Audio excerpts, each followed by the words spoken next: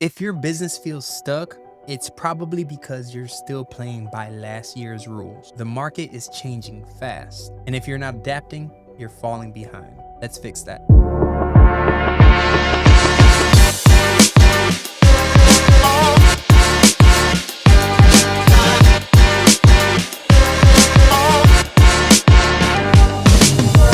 All right, guys, welcome to the channel where we make business make sense. If you're new here, go ahead and hit that subscribe button, like, and comment. Help me out with that algorithm, guys, so that more people can find these videos. And you're not gonna wanna miss the next video, which is gonna be overcoming the fear of starting a business. And if you're already feeling the pressure to evolve, but you're not sure where to start, then you definitely wanna watch that one. So the market is always moving. We're not doing business in the same world that it was 3 years ago, maybe not even last year. Consumer behavior, technology, buying psychology, even people's attention spans are changing. Here's a stat: 76% of consumers expect companies to understand their needs and expectations better than they did just 5 years ago. If you're my age, you probably remember the Netflix Blockbuster thing. So Blockbuster was huge, and all of a sudden you start seeing more and more blockbusters start to disappear. Why? Because we started to move into the streaming world. And I remember Netflix popping up, and at first it was like you subscribe and you get a DVD sent to your house, and then you send that DVD back, and that whole thing. And then the boxes started popping up in stores where you can get them there. So at the time, Blockbuster had the market, and Netflix wanted to kind of sort of partner with them, and Blockbuster laughed. But if you fast forward, Netflix pivoted, they embraced streaming and data, and Blockbuster became a meme. So the lesson is the companies that win are the ones that listen and pivot fast. Pride and routine will kill your business faster than competition ever will. So how do you monitor trends in your industry? So this doesn't mean chasing every single shiny object. It means paying attention to what your customers are doing, like what they're expecting, what they don't like, and what they do like. So you can follow leaders and competitors in your industry. You can watch customer behaviors, comments, reviews. You can use tools like Google Trends, exploding topics, or even TikTok for trending topics. If you're a business and you don't know what your audience is obsessing over right now, don't be surprised if they stop obsessing over you. So in order to stay relevant, you have to continue to improve your offer. Even the best selling product needs to evolve. What got you traction might not get you growth. I feel like the iPhone is a great example of this. I remember a time where I was buying an iPhone every single year because it seemed like it was something super new every time. Up till recently, the iPhone 16. Before that, there was a 4 year period where they were just increasing the battery by a little bit and making the camera just a little bit better. Just now, they came out with that side camera button, which is pretty cool. So that's just an example of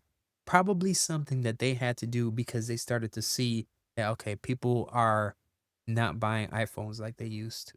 So, in order to detect these things in your business or industry, you can do one of these three things. Can I deliver it faster, easier, or better? Is there a version 2.0 that people are asking for? Or what's annoying my customers right now that I could fix? For example, I used to do a lot of one-off sales when it comes to my Anthony B Media services, right? People used to come to me, let's say they wanted a website, I get them a website, and then that was it, right? I had to start evolving that, right? Becoming more an expert, adding value to them, and that was helpful for them and myself. So now if somebody comes to me with a website, I'm like, cool, you do need a website, but you also need this, this, and this to help you grow and get your audience to buy in on you more over your competitors.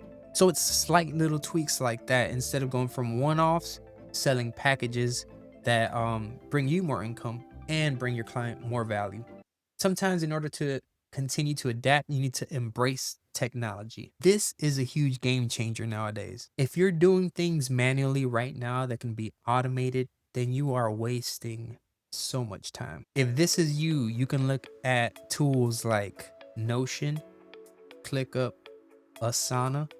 So these are like project management and content planning tools that could help you save time. There's Zapier or Zapier, which creates zaps or connections between your website, your newsletter, your email automation system. It's triggered by something and it does another job for you automatically.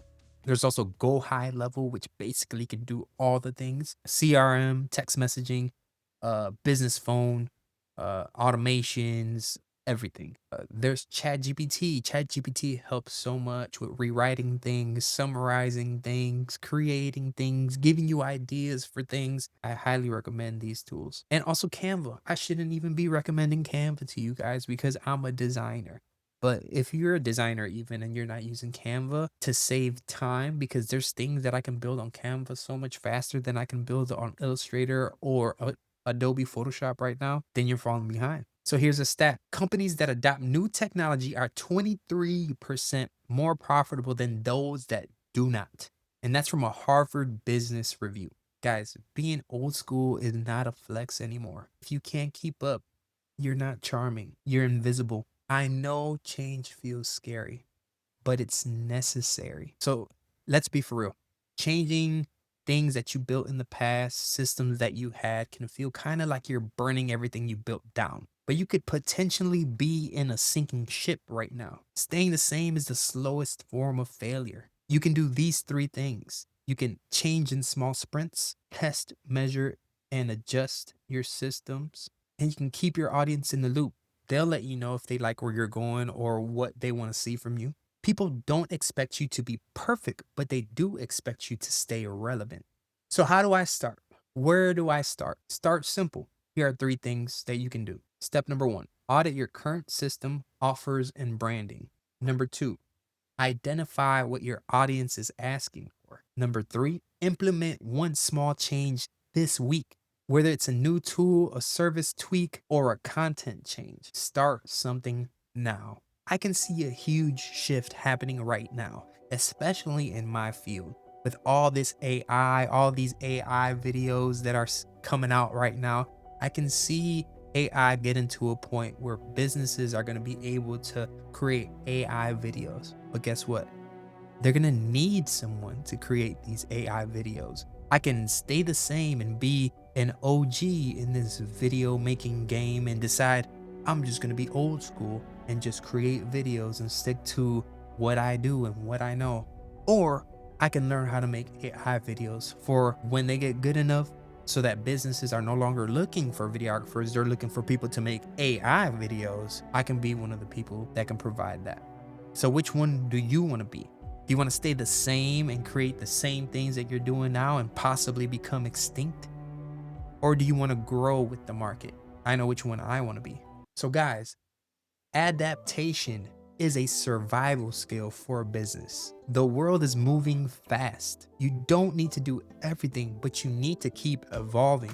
Guys, that was it for this video. Go ahead and subscribe, like, and comment. And don't forget, next week's video is going to be overcoming the fear of starting a business. You're not going to want to miss that one. If you like this video and it's blessed you, go ahead and share it with somebody. Send it to somebody who might want to hear this.